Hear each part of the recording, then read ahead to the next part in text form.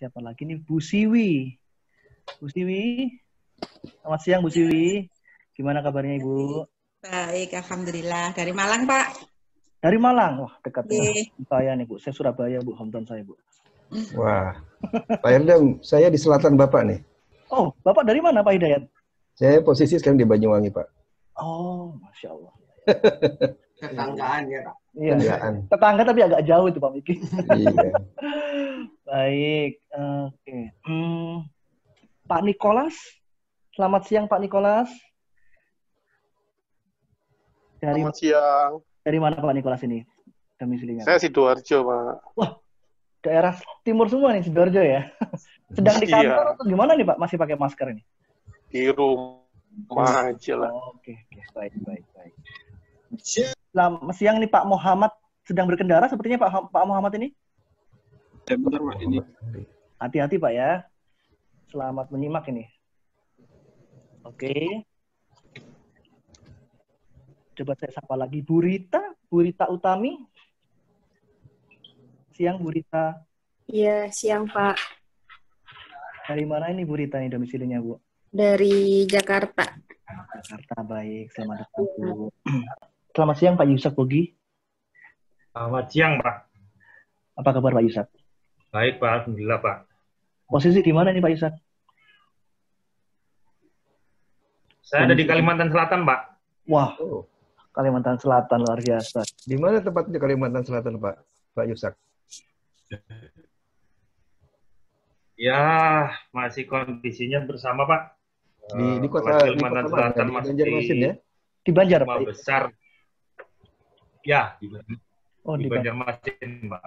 Banjarmasin ya Pak ya. Oke. Saya Selamat pernah bergabung, Pak. 3 tahun di sana Pak, di Tanjung Pak.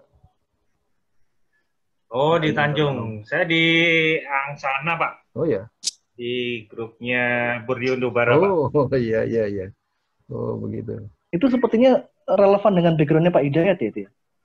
Ya itu satu foto aja, foto Gitu, kenangan di tempat-tempat kerja saya sebelumnya gitu. Oh, itu bannya aja besar banget tuh Pak ya. Selamat siang Bu Sinta Soisa. Selamat siang Apa kabar, semuanya. Bu Sinta? Baik, apa kabar? Baik Bu. Selamat bergabung Bu Sinta. Pak Dandika Sadewo. Selamat siang Pak Dandika. Halo, selamat siang, Pak.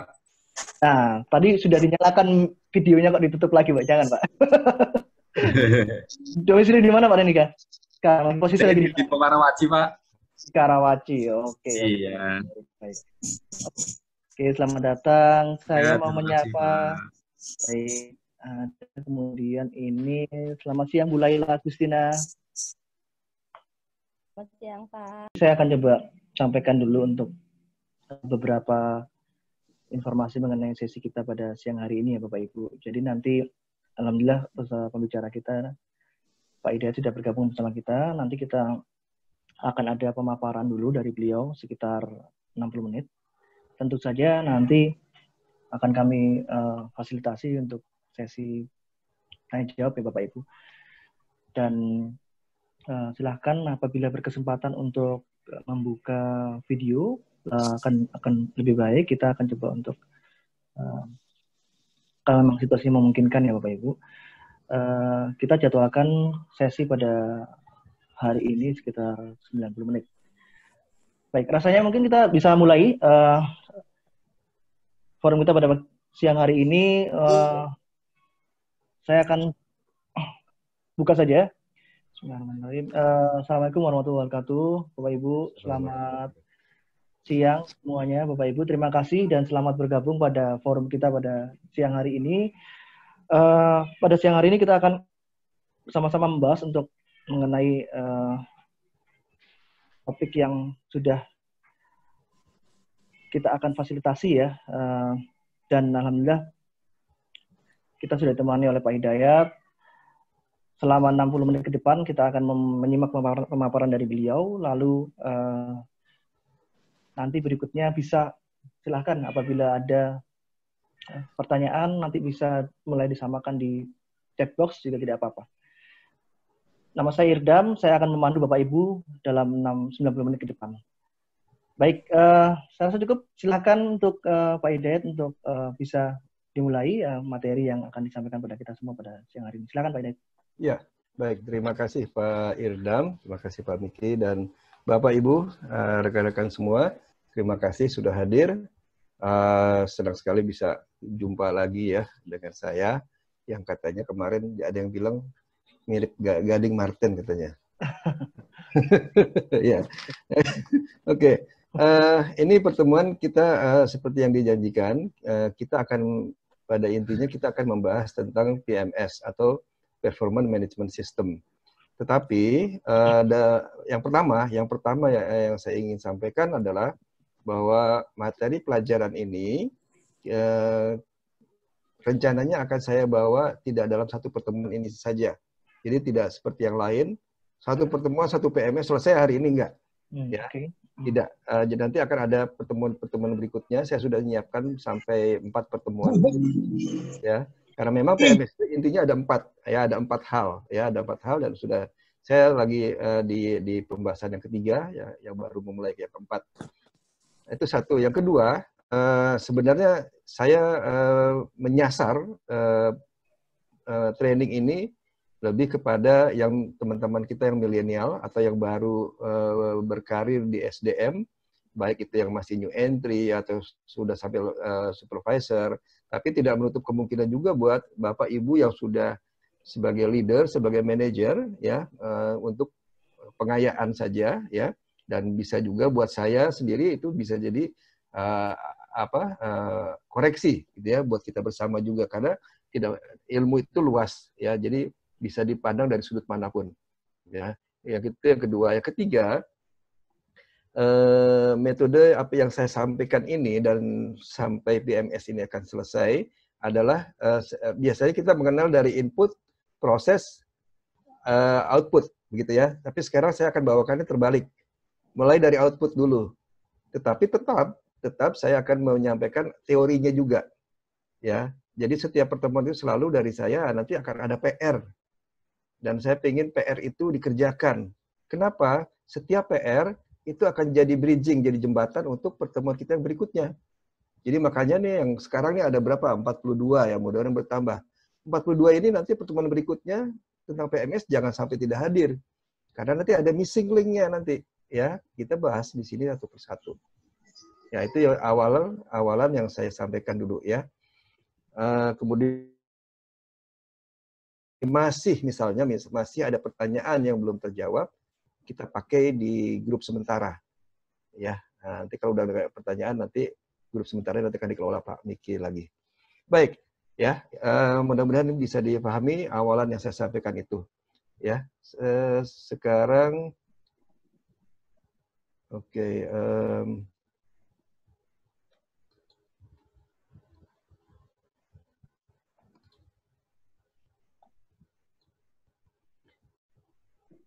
Baik, kita akan membahas PMS, tapi sebelum PMS itu saya di sini akan menyampaikan basic organizational management-nya itu dengan cara simple introduction. Ya, kita akan mulai dari visi. Pernah dengar ya visi misi perusahaan ya. Nah itu sangat penting. Kenapa? Nah ini kemarin yang pernah saya keluhkan atau komplain di grup, bahwa kita orang banyak belajar ini itu grading lah duluan belajar, terus belajar lagi tentang workload analysis lah, terus apa lagi ya, itu padahal orang yang belajar itu belum pernah memulainya dari visi misi. Kenapa? Padahal visi misi itu awalnya, ibaratnya kalau ideologi negara itu ideologinya pertama gitu, ya. Itu yang akan menurunkan nanti jadi undang-undang dasar tuh, itu ideologi dulu, ya. Jadi visi misi itu adalah ideologi ibaratnya kalau sebuah negara ya. Nah itu akan turun. Jadi banyak breakdown-nya. Turunannya apa? Jadi undang-undang dasar, jadi peraturan pemerintah, macam-macam. Nah begitu juga dalam pembahasan ini kita akan mengedepankan, pertemuan kali ini mengedepankan visinya dulu. Sampai nanti akan saya antar ke PMS-nya, ya. Baik. Ini akan kita akan bahas satu persatu ya. Jadi basic organizational behavior-nya, achieving competitive excellence, HR management, kemudian terakhir performance management system. Jadi yang terakhir ini tujuan kita yang utama, tapi nanti saya hanya bawakan pengantarnya dulu ya, mulai intensnya di pertemuan yang berikutnya. Nanti kapan itu nanti akan diberitahukan.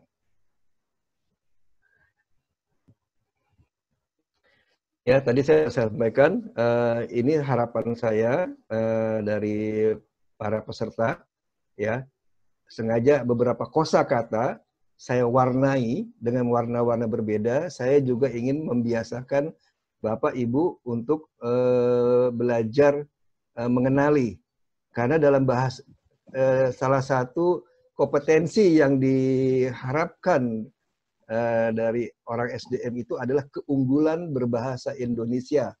Ya, itu ada ditulis di undang-undangnya, di Kepmennya ada jelas ya. Keunggulan berbahasa Indonesia. Jadi sengaja saya warnai, nanti ada artinya. Di mana warna hijau itu adalah target yang diharapkan. Warna biru adalah strategi atau harapan-harapan atau rencana-rencana. Ya. Nah, seperti itu. Ya, ini tujuannya yang diinginkan, dan yang terakhir di tujuan khusus peserta mampu. Jadi tadinya mengenal, menguasai, yang terakhir adalah kemampuan, mampu membuat sebuah pernyataan visi walaupun cuma sederhana. Ya.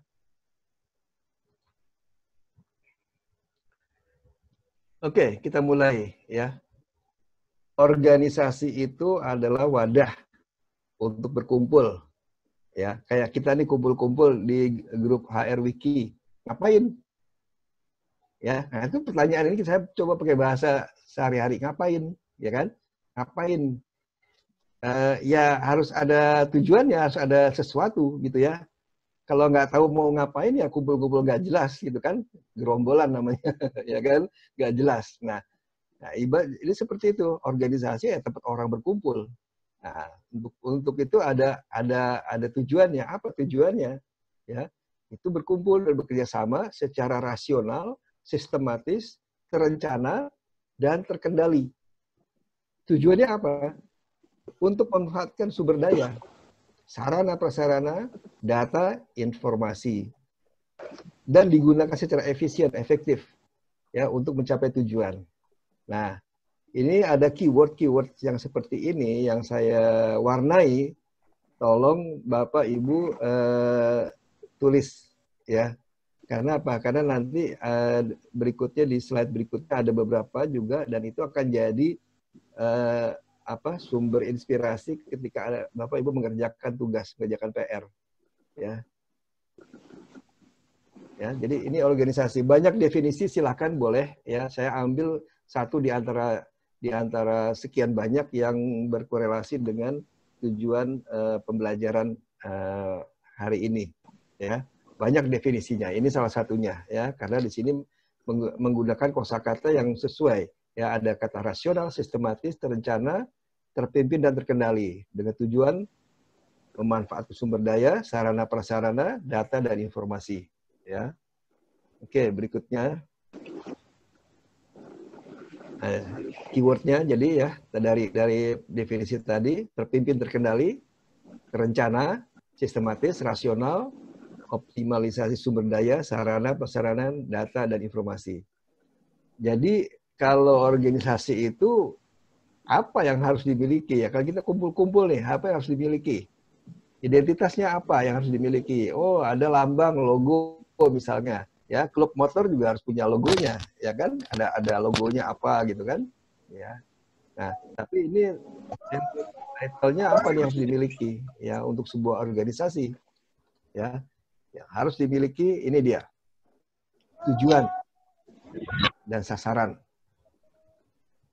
Keterikatan format dan tata tertib yang harus diikuti, ditaati. Pembagian tugas dan fungsi serta pendelegasian wewenang. 4. Kerjasama yang terstruktur dan koordinasi tugas. Dan adanya koordinasi tugas. Ini keyword, ya. Sebenarnya keyword ini dua-duanya adalah keyword ya, yang atas ataupun yang bawah. untuk yang atas ini adalah keyword untuk apa namanya, kenapa organisasi itu apa yang harus dimiliki oleh organisasi. Sedangkan keyword yang di bawah ini bisa buat organisasi, nanti juga akan kepakai kalau kita nanti membahas pelajaran tentang struktur organisasi. Nanti kita akan pelajari juga ya di kesempatan lain. Ya, nah, ini nanti ada kesamaannya, ya ada kesamaannya karena antara visi misi dengan struktur organisasi itu punya keterikatan yang kuat sekali. Sementara orang nampak begitu menyepelekan membuat gambar struktur organisasi perusahaan. Yang penting gambar aja, yang paling atas direktur gitu kan ya. Bawahnya apa? GM, bawahnya lagi baru manajer. Itu bawahnya supervisor dan seterusnya. Jadi kayak pohon gitu organisasi. Kelihatannya sederhana gitu. Iya, benar kelihatannya sederhana. Tapi di balik itu ada filosofi. Nah, sekedar filosofi, tapi ada tujuan dan caranya. Begitu juga dengan keterikatan, pembagian tugas, fungsi dan lain-lain. Ya. Jadi tolong keyword-keyword seperti ini dicatat ya, ditulis, nanti akan jadi bahan yang apa bisa kita pakai. Karena pelajaran ini nanti ketika kita belajar yang lain, misalnya belajar job design, belajar kompetensi, baru kita ingat, oh iya dulu pertama ngebahas ini ya, oh sini ya ternyata hubungannya. Gitu nanti ini saya ceritakan karena saya pernah udah ke sana, saya balik lagi ke sini saya ceritain. Ya, ini semua nanti akan kita paham, oh nanti ini ya tujuannya kenapa dibahas di awal. Ya, Bapak Ibu. Ya. Jadi itulah yang harus dimiliki oleh sebuah organisasi, ya. Tujuan sasaran, ya kan? Pertama jelas mau ngapain kita ngumpul-ngumpul di HR Wiki, ya kan? Kemudian ada keterikatan format dan tata tertib itu pasti. Apalagi Pak Niki selalu tiap hari ya, tiap pagi tata tertib dikeluarkan, ya. Keterikatan format. Nah, ini salah satu kegiatan ini, acara ini salah satu bentuk formatnya, ya. Kemudian ada pembagian tugas, fungsi itu jelas, ya. Kerja pasti otomatis muncul juga kerjasama terstruktur dan koordinasi tugas itu pasti ada, ya. Nah itulah organisasi. Jadi organisasi kalau nggak punya sekitar 4 ini, ya tidak dibilang, saya tidak bilang itu bukan organisasi, karena ada organisasi yang tidak memiliki sampai 4 atau bahkan cuma 1 aja, cuma 1 tujuan dan sasaran aja, 2, 3, 4-nya nggak ada, ya ada. Nanti kita bahas, ya ada. Ya, tapi kita bicara organisasi yang kita jalani sehari-hari di dunia kita, ya. Oke, berikutnya. Jadi berkumpulnya beberapa orang dalam sebuah kelompok, ya, itu karena mempunyai kesamaan tujuan dan cita-cita. Nah, karena kita kumpulnya di organisasi yang kita sebut sebagai perusahaan, ya, jadi organisasi perusahaan, ya. Berarti ada yang perusahaan, ada yang bukan perusahaan. Sebenarnya yang bukan perusahaan disebut juga perusahaan juga, atau sebut apalah badan hukum gitu ya. Nah, saya sempitkan aja tujuannya mau apa. Kita organisasi ini mau cari profit atau nggak cari profit. Ya, kalau Bapak Ibu kerja di satu perusahaan, itu sudah pasti badan hukum itu adalah organisasi profit, organisasi yang mengejar atau mencari profit, ya, keuntungan, dan dari situlah kita dapat nafkah gaji, ya kan, seperti itu, ya. Nah, di sini ada sama lagi keywordnya. Jadi kesamaan visi kalau profit, jadi ada 2, profit atau non profit, ya. Kayak kita dikumpul di HR Wiki, kita mau ngapain? Mau cari untung di sini, ya, atau tidak? Mau profit atau tidak profit? Nah, itu tentukan, ya. Nah, itu jadi seperti itu gambarannya. Tadi kita berkumpul, jadi kalau kumpul-kumpul harus ada agreement yang harus disepakati, harus bagaimana, ya. Setelah kita jelas mau bagaimana, ada tertib, ada ya selain tertib, kemudian ada tanggung jawab, pembagian tugas. Nah, baru lebih menyempit lagi, ya, lebih menyempit lagi. Visinya apa nih? Kita mau cari profit atau non profit? Nah, karena kita nanti kita bekerja di perusahaan, ya otomatis itu adalah organisasi profit. Jadi pembahasan setelah slide ini berarti pembahasan saya adalah hanya membahas tentang organisasi profit, ya. Oke.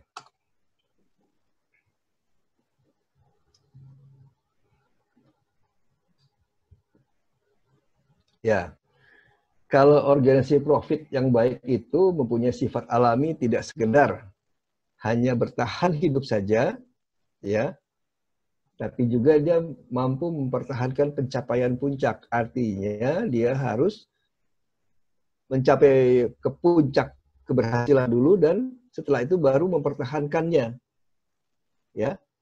Nggak cuma begitu saja, dia harus punya intuisi dan insting untuk menjadi lebih baik lagi, ya. Kenapa? Supaya bertahan. Suksesnya itu berkesinambungan, ya. Nah, itu yang dimaksud dengan sustainability, ya. Nah, Bapak Ibu kalau perhatikan kehidupan lah, kehidupan tanda kutip di apa namanya di tempat kerja masing-masing.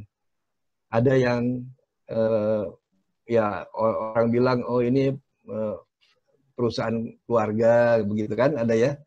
Kemudian oh ini perusahaan keluarga tapi sudah beranjak jadi profesional gitu kan. Nah, oh ini perusahaan yang udah profesional banget ya, nggak ada lagi hubungan keluarga, ya sudah. Ada lagi sampai oh ini perusahaan terbuka, ini perusahaan internasional, multinasional, ya macam-macam. Nah semua itu apa? Menggambarkan tahapan kedewasaan. Kedewasaan itu korelasinya dengan kesiapan, ya kesiapan dalam apa? Dalam berinteraksi di dalam organisasi itu, di dalam perusahaan itu, ya. Nah, kalau kesiapan itu berarti kita lihat apa namanya perusahaan Bapak Ibu seperti yang saya gambarkan tadi bisa mengira-kira kira-kira ada di posisi mana, gitu, ya. Apa masih berkutat dengan learning to grow. Lagi cari-cari identitas, cari-cari belajar mana yang terbaik ya untuk bisa berkembang, ya. Atau sudah masuk ke sudah menyadari, sudah mendapatkan poin lesson learn dari learning grow-nya itu apa, kemudian dari situ beberapa sudah dilakukan improvement proses, perbaikan-perbaikan, ya kekurangan masih banyak, tapi sudah ada langkah-langkah perbaikan, ya. Nah ini menggambarkan kedewasaan atau kesiapan dari setiap organisasi, ya. Atau sudah lebih meningkat lagi, learning to grow-nya, style-nya udah didapat, improvement-nya juga sudah tahu apa yang harus diimprove, maka perusahaan ini lagi membenahi finansialnya, pembiayaannya, financing-nya, ya. Atau yang terakhir sudah mampu untuk kembali kepada customer dan stakeholder satisfaction-nya, ya. Apakah sudah bisa sampai situ? Tapi bukan berarti ya kalau perusahaan yang sudah di kedewasaannya sudah sampai di tahap keempat ini bukan berarti learning to grow-nya hilang, tidak, tetap, ya, tapi prosesnya lebih smooth, lebih mulus. Begitu juga improvement-nya. Dan bahkan kadang-kadang kalau kedewasaan perusahaan itu sudah sampai di atas, maka 3 hal yang tadi, yang learning to grow, improvement proses, dan finansialnya itu dilakukan secara terintegrasi. Nah, makanya tadi di keyword yang sebelumnya ada kata integrasi, ya, kebersamaannya, ya. Bapak Ibu kalau membaca tulisan dari saya ini learning to grow, improvement process, financial, ya, financial, kemudian customer stakeholder. Ingat apa, Bu, Bapak? Terutama Bapak-bapak, Ibu ini yang udah jadi pimpinan, yang sudah jadi manajer, ingat apa nih? Pernah dengar apa ini? Nah kan Bapak Ibu, BSC. Peter, betul itu. BSC, itu ya. Nah, kan itu manfaatnya kalau ada yang udah tahu jadi bisa saling. Ya ini BSC, ya. Apa itu BSC? balance scorecard ya. Iya. Wah, ini kita udah masuk 3 SKS berarti ya. Ya. Oke. Nah, jadi nanti mungkin kita ada kesempatan lain kita akan kupas sedikit tentang BSC lah ya. Tapi ini saya kasih gambaran.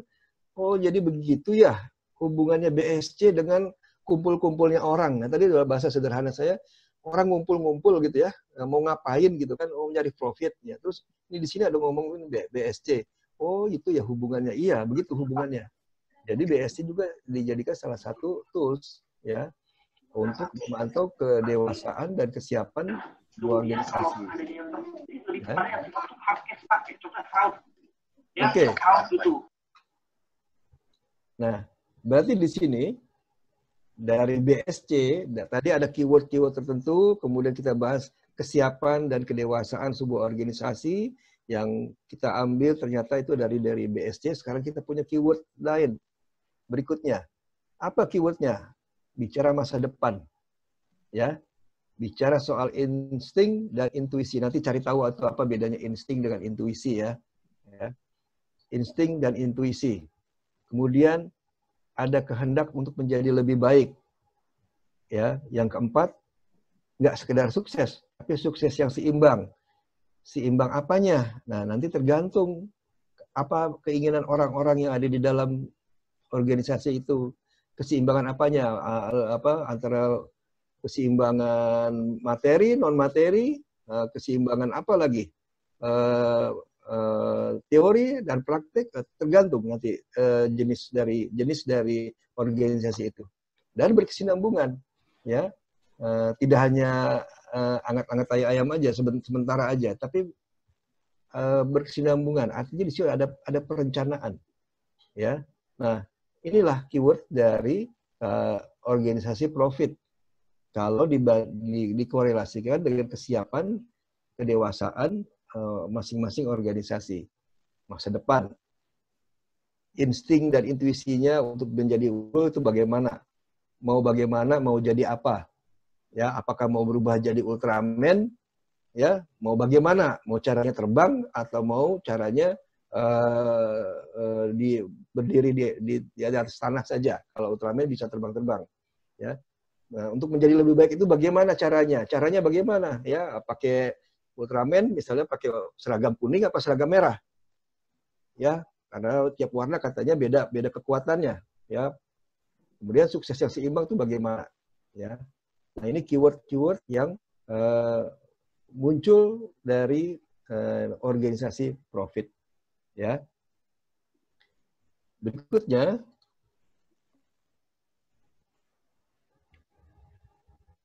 ya ini penjelasannya mungkin lebih baik di sebelumnya ya. Jadi kalau organisasi non-profit itu bersasaran pokok mendukung suatu non-profit. Nah ini lawannya tadi organisasi profit seperti tadi mencari keuntungan. Kalau ini yang kedua adalah non-profit. Yang non-profit berarti ya tidak mencari keuntungan, hanya mencari perhatian publik saja, ya, tanpa ada sedikit yang bersifat mencari laba. Tapi itu secara teori. Tapi dalam zaman sekarang aktualnya saya nggak percaya ya. Saya secara pribadi nggak percaya bahwa organisasi non-profit, NGO misalnya non-government organization semacam itu atau LSM itu tidak mencari laba. Kalaupun mencari hanya sekedar operasional atau bagaimana lah. Artinya berbeda ya. Kalau organisasi profit memang apapun setiap tarikan nafas dan hembusan nafasnya itu profit gitu ya. Nah, ini bedanya kalau organisasi non profit dia tidak terlalu ya. Dia lebih menarik perhatian publik saja. Dan gambaran kedewasaannya juga stabil, artinya tidak ada dia lebih yang pertama produk dulu gitu ya. Human rights atau lingkungan atau apa, keadilan, justice atau apa, macam-macam. Produk dulu. Kemudian cari customer atau simpatisan. Ya, kemudian diajak berproses bagaimana menyatukan visi misinya atau pendapatnya. Ya, terakhir finansial kalau ada gitu, kalau bisa. Itu kalau organisasi non profit. Ya, jelas bedanya ya. Oke, berikutnya Nah, ini juga ini tambahan ya, ini tambahan tadi posisi kita yang terakhir ada di keywordnya organisasi profit ya, ada 4 tadi ya. Nah sekarang sebuah organisasi profit, maksudnya organisasi profit itu harus punya rule of game-nya ya, dan itu harus sama aturannya, ditaati dan dibuktikan melalui beberapa cara pembuktian ya. Kenapa ini penting ya? Karena kalau nggak dibuktikan, orang bisa aja ngomong, oh harusnya begini, begitu ya. Tapi harus dibuktikan. Dalam bahasa sederhananya begini, apa yang dicita-citakan, apa yang direncanakan, apa yang diomongkan, itu harus ditulis. Mungkin yang pernah belajar ISO, pernah mendengar istilah do what you write. And write what you do. Ya, mungkin pernah dengar seperti itu ya. Tulis apa yang kamu kerjakan dan kerjakan apa yang kamu tulis. Ya, artinya begini, dalam organisasi itu dokumentasi itu penting, perlu. Tapi nggak kalah penting juga itu harus dikerjakan. Begitu. Ya, atau alurnya dibalik. Ya, apa yang kamu kerjakan tulislah itu. Nah, mungkin Anda punya inovasi suatu proses, ya. Inovasi tersebut itu harus dibuktikan, ditulis. Dan kalau sudah ada dokumentasi dan ada pembuktian, nanti pada akhirnya itu harus dibuktikan. Seberapa baik ditulis, didokumentasikan, seberapa baik dikerjakan. Dan nanti akan dievaluasi lagi, atau dikalibrasi, atau diaudit, atau apapun namanya, ya. Itu kombinasi dari keduanya, dokumentasi dan pengerjaan, bagaimana sebaik apa yang terjadi. Ya, nah itu rules of game-nya si organisasi profit. Ya. Jadi di sini kita punya keyword. Jadi ada peraturan, ada pembuktian. Ya, ada peraturan, ada pembuktian. Kenapa? Karena nanti ini akan diakomodir oleh PMS. Ya. Nanti akan diakomodir oleh PMS. PMS itu butuh peraturan tertulis dan tak tertulis, ya butuh peraturannya. Ya. Untuk apa? Untuk diproses. Prosesnya apa? Nanti output. Outputnya itu benar salahnya, bukan benar salah ya. Baik tidak baiknya atau optimal atau tidak optimalnya itu dibuktikan dengan pembuktian. Jadi hubungannya. Ya. Nah, oke. Selanjutnya.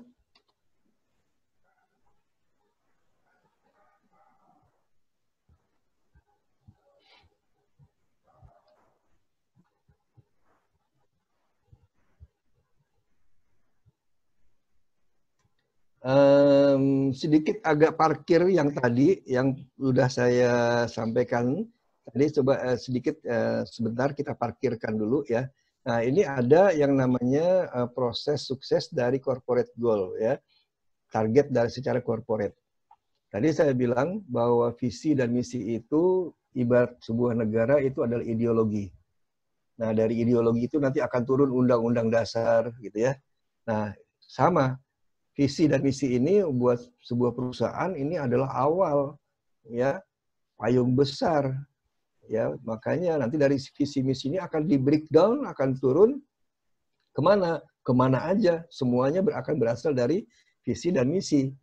Nanti kita bakal belajar tentang kompetensi, harus dari sini dulu ya. Nggak bisa ujuk-ujuk, apa ujuk-ujuk itu tiba-tiba belajar kompetensi, ya bisa. Makanya kemarin saya bilang itu instan. Ya, saya sangat menyarankan, sangat menyarankan untuk tidak belajar instan. Ya, kenapa? Instan itu udah harga mati, nggak bagus. Ya, buktinya apa? Kalau Bapak begini, ini cuma intermezzo aja ya. Tapi benar. Coba Bapak, Ibu buka kitab suci masing-masing. Yang buka Al-Quran atau buka kitab Injil. Di sana Tuhan bilang apa? Aku ciptakan alam semesta ini, langit dan bumi, dalam 6 hari. Ya kan? atau 6 tahap lah. Pokoknya dalam waktu 6. Apa pentingnya berita kayak begitu buat Tuhan? Nggak ada pentingnya. Kenapa saya bilang nggak penting? Emang Tuhan nggak sanggup kurang dari 6? 4 hari? Bisa dia. Atau dalam sekejap mata bisa. Ya kan? Tapi kenapa harus dia bilang 6? Itu mau ngajarin ke kita. Untuk menciptakan sebuah masterpiece, itu butuh proses. Berulang-ulang, berkali-kali. Dan itu ada prosesnya. Jadi kalau kita mau instan-instan itu ya nggak baik juga sih. Bahkan kita bikin mie instan aja nggak instan kan ya. Kita harus gunting ini, masak dulu dan lain-lain ya. Oke, itu intermezzo. Jadi jangan instan. Semua kita berproses, kita mulai dari visi dan misi. Nanti ini akan diturunkan. Jadi nanti prosesnya begini ya. Apa yang terjadi di PMS itu seperti ini. Kalau visi misi udah jadi, udah ada punya ya, apalagi bagus kalau ada strategi atau core value atau add value, value edit, apapun namanya itu ya. Kalau dua hal ini sudah kita punya, itu akan bagus diturunkan menjadi apa? Corporate strategic plan. Ini penamaan boleh apa saja ya. Ada yang bilang corporate plan, ada yang bilang strategic plan, ya apa saja silakan. Tapi ini adalah GBHN-nya sebuah perusahaan, ya, corporate strategic plan, ya. Nanti dari sini akan di breakdown lagi kemana?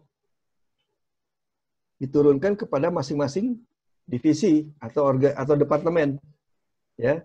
Jadi departemen, misalnya departemen marketing itu mau ngapain? Ngapain kamu? Hai, departemen marketing, kamu ada di organisasi perusahaan, mau ngapain? Ya, harus ada punya rencana. Nggak sekedar rencana, tapi rencana strategis.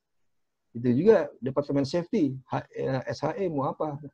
Ya, departemen atau divisi SDM juga seperti itu. Masing-masing departemen, masing-masing divisi harus punya strategic plan-nya. Nanti kita akan bahas ini cara membuatnya. Ya, ini gambarannya dulu. Ya, ya sama ya, divisi atau departemen. Dan itu kalau ini di sini karena kita orang-orang HR kebanyakan, maka produk akhirnya di departemen SDM berarti HR management. Kalau turunnya di departemen procurement berarti procurement management. Nah, di sana ada warehousing, ada shipping, ada apa lagi ya? Ada ya warehousing, shipping, terus macam-macam.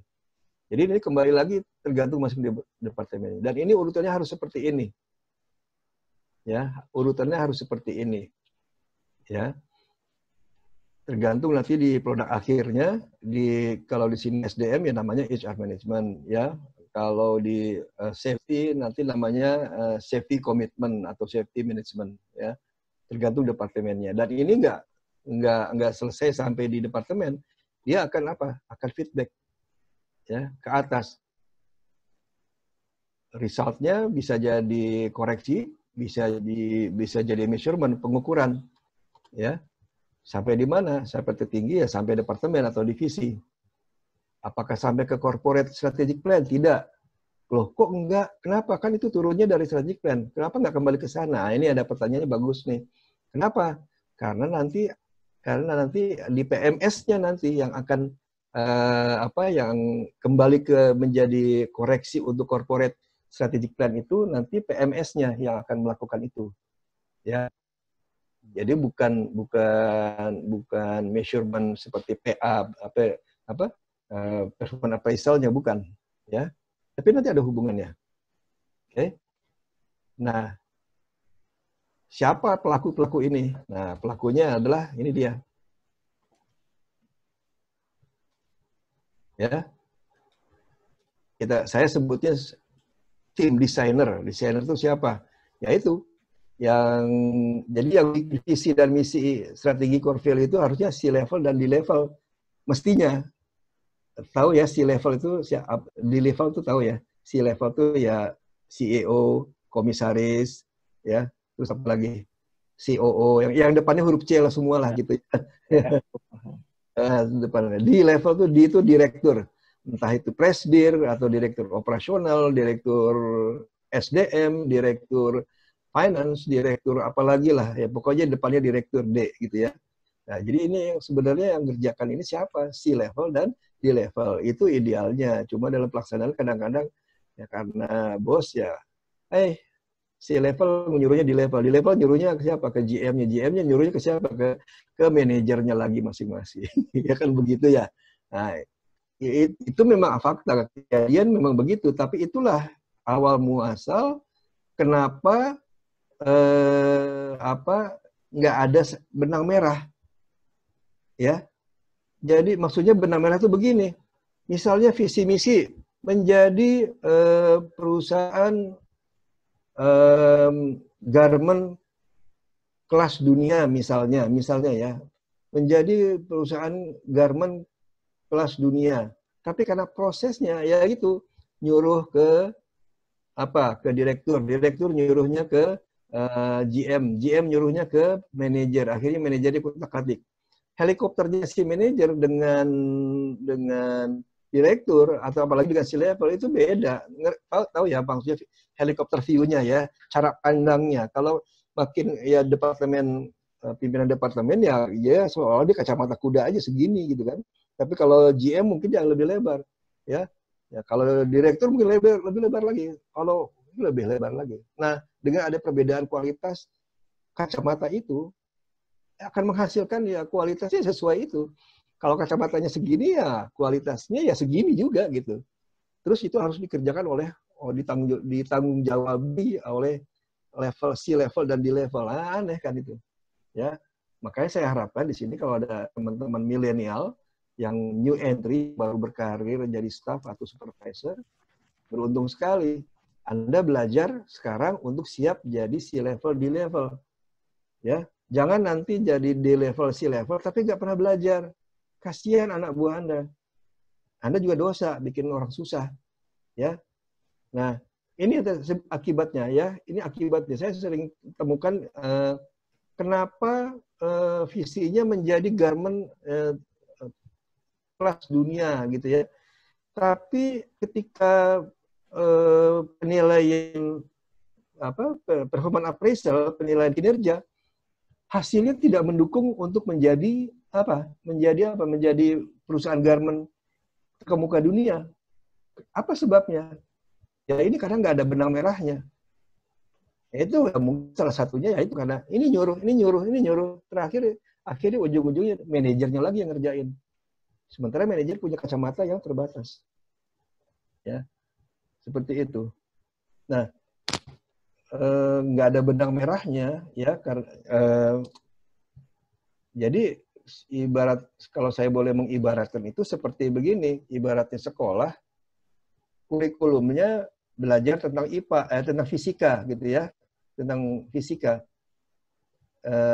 itu kurikulumnya, terus dalam kisi-kisinya bahasa Inggris, dalam pelaksanaan di kelas yang diajarkan menggambar.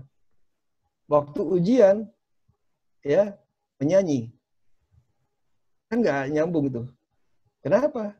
Ya karena yang bikin orang maksudnya di level yang terbawah gitu ya, yaitu pimpinan departemen atau pimpinan divisi. Itu sebabnya. Ya, jadi ini juga challenge bagaimana Bapak Ibu bisa men-encourage C-level dan D-level. Ya, untuk bisa dia berperan aktif. Ya, wah, ngeper Pak, ngejiper saya Pak, ngadepin mereka. Nah, dari sekarang belajar mental gitu. Ya, seperti itu. Oke. Nah, jadi ini pelaku-pelakunya ini sudah di sini saya jelaskan, ada C-level, D-level, ya, corporate strategic plan, D-level dan division head, ya, dengan department head.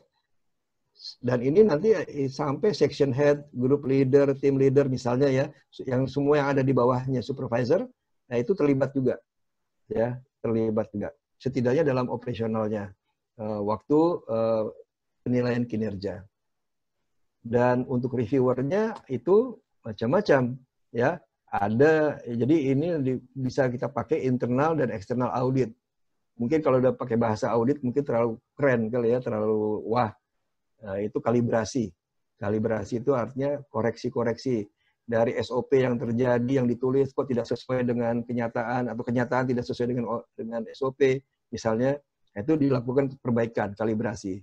Nah, itu semua dibawa semua nanti di mana? Di sesinya PMS nanti. Jadi ini udah tahu ini apa yang mau dibawa ya di sesi apa? Sesinya PMS. Ya. Itu dibawa. Nah, inilah. Jadi kalau corporate goal suksesnya itu harus seperti ini. Ya, tadi sudah saya jelaskan kenyataan-kenyataan di lapangan, ya nyuruh, alasan sibuk lah ini macam-macam ya. Nggak tahu. Ya, itu salah satu yang menyebabkan gagalnya performance appraisal. Sehingga performance appraisal itu cuma jadi sekedar kegiatan rutin, bikin sibuk orang HRD, nggak jelas.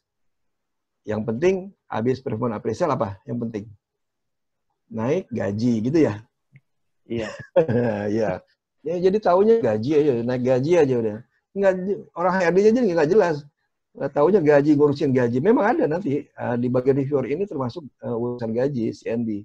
Tapi konsep prinsip seperti ini tidak pernah dijalankan. Nah, ini yang maksud saya tadi, seberapa siap kedewasaan organisasi itu ya, seberapa dewasa, seberapa siap ya dalam menjalani kehidupan mencari profit itu tadi ya. Oke, berikutnya.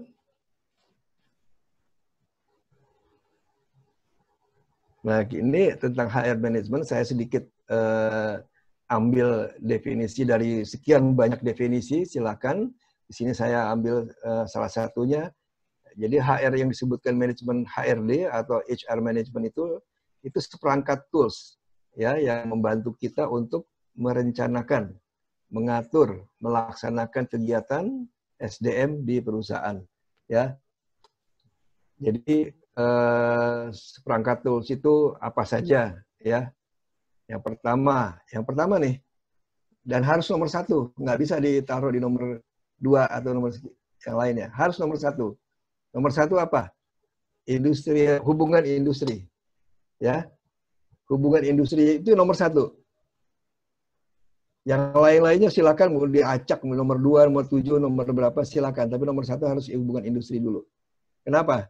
Kayak kita sekarang kan bicara soal development ya, bicara sistem. Percuma kita ngomong berbusa, development macam-macam ya, organisasi. Kalau hubungan industrinya nggak kuat. Jadi hubungan industri ini adalah fondasi. Ya, Bapak, Ibu bayangkan bikin performance appraisal silakan, bikin SOP yang bagus-bagus silakan, bikin survei kepuasan silakan. Tapi kalau gonjang-ganjing dalamnya hanya karena masalah hubungan industri, ya nggak enak juga, nggak nyaman. Jadi hubungan industrinya harus dibenerin dulu. Ya, itu nomor 1. Yang lainnya boleh menyusul. Urutannya silakan nomor berapa saja. Ya, nah, inilah seperangkat tools HR management.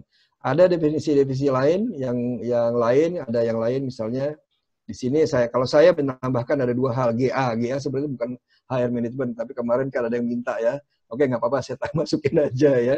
Juga OS, operating system. Operating system ini kalau di sebagai perusahaan di Indonesia itu namanya apa ya? MR ya, manajemen representatif, atau ICE, atau apa yang ISO, yang standar sistem gitulah ya. Itu bisa ditambahkan di situ. Karena pekerjaannya memang menyangkut SDM juga, HR management. Ya. Nah, itu mengenai HR management. Ini singkat, mungkin lain waktu kita akan bahas juga ini, tapi nggak terlalu prioritas ini ya. Yang keempat, nah kita masuk ke inti atau ya tujuan pertemuan ini, dan itu saya taruh di bagian akhir. Jadi gini, ini pokok pikiran ya. Apa sih yang dimasukkan dengan PMS itu?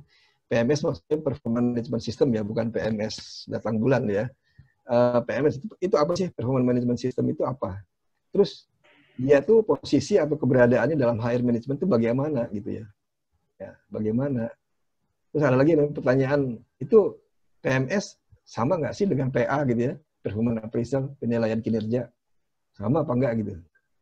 Ya, kalau yang keempat udah terjawab ya, siapa saja yang berperan dan bertanggung jawab dalam lingkaran PMS selain Head of HR Division. Nah, jadi yang nomor 1 yang berperan itu ada pimpinan SDM-nya, pimpinan tertinggi di SDM siapa? Itu nomor satu. Yang kedua adalah tadi udah dijelaskan di corporate suksesnya tadi sudah siapa aja, ada C-level, D-level, ya semua itu udah dijelaskan tadi. Ya, nah ini pokok pikiran mengenai performance sistem PMS. Oke.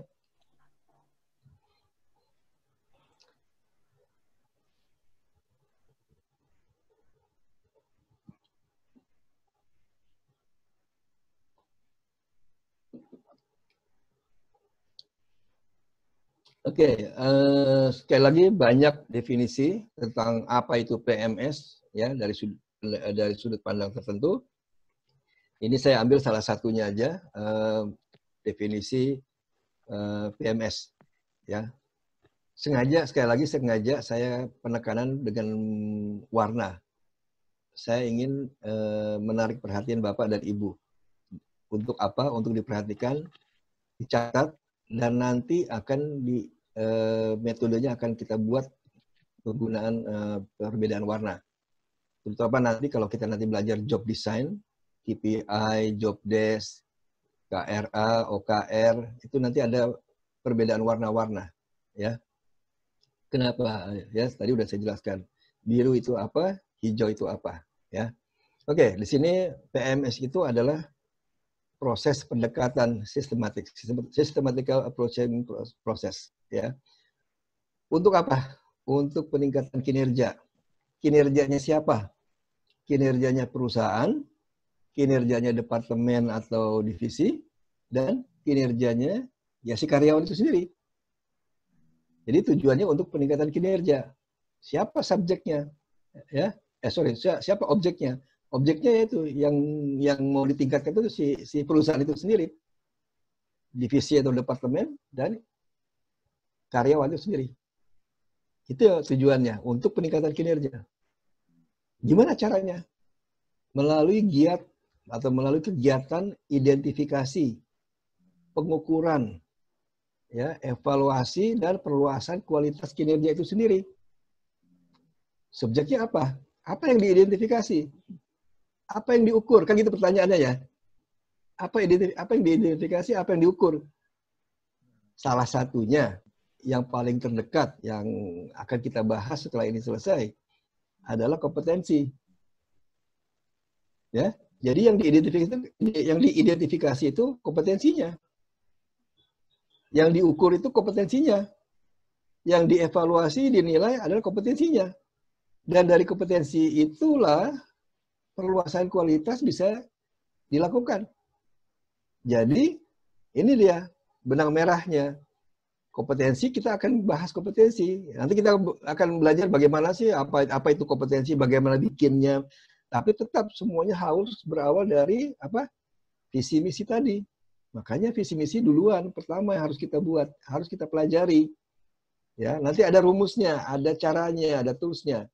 Ya, nggak sekedar kalimat saja menjadi perusahaan garment terkemuka di dunia, nggak cuma kalimat. Untuk memproduksi kalimat itu nanti ada rumus-rumusnya, ya, ada rumusnya. Nanti di belakang kita akan bahas rumusnya itu, ya. Nah, sekali lagi betapa penting visi misi itu harus dibuat dulu, ya. Jadi inilah PMS. Planning and commitment. Yang kedua, coaching atau counseling and monitoring. Yang ketiga, nah ini performance appraisal, penilaian kinerja. Jadi ternyata PA itu, performance appraisal itu bagian dari PMS. Ya, tadi kan pokok pikirannya sama nggak sih ya PA dengan PMS? Nah, sekarang terjawab. PA itu adalah bagian dari PMS. Ya. Yang keempat, review, evaluation, atau tadi yang saya bilang internal audit, kalibrasi, dan macam-macam. Ya. Nah, jadi kita ke depan kita akan bahas setiap satu pertemuan berikutnya kita akan bahas nomor 1. Pertemuan berikutnya kita akan bahas nomor 2, nomor 3, nomor 4. Ya, karena kalau mau sekarang ini udah nggak cukup waktunya. Jadi makanya yang hadir hari ini, kalau pertemuan berikutnya nggak hadir, ya missing link lah gitu ya. Atau sayang yang belum hadir hari ini besok hadir ya kemarin ceritanya apa ya? Ya si Kancil ngapain gitu kan. Ya. Nah, ini. Oke, sedikit aja lagi. Kalau kita mau bicara soal nomor 1, kita harus siapkan dulu ini. Formulating and compiling. Kalau delivery and commitment itu gampang lah. Itu delivery itu ya serah terima kepada dari C ke D gitu. Komitmennya. Dan itu dua-duanya harus ditulis. Ya, saya pernah masuk pengadilan gara-gara C level, D level nggak pernah bikin hitam putih. Ya, yang ribut di bawah gitu ya.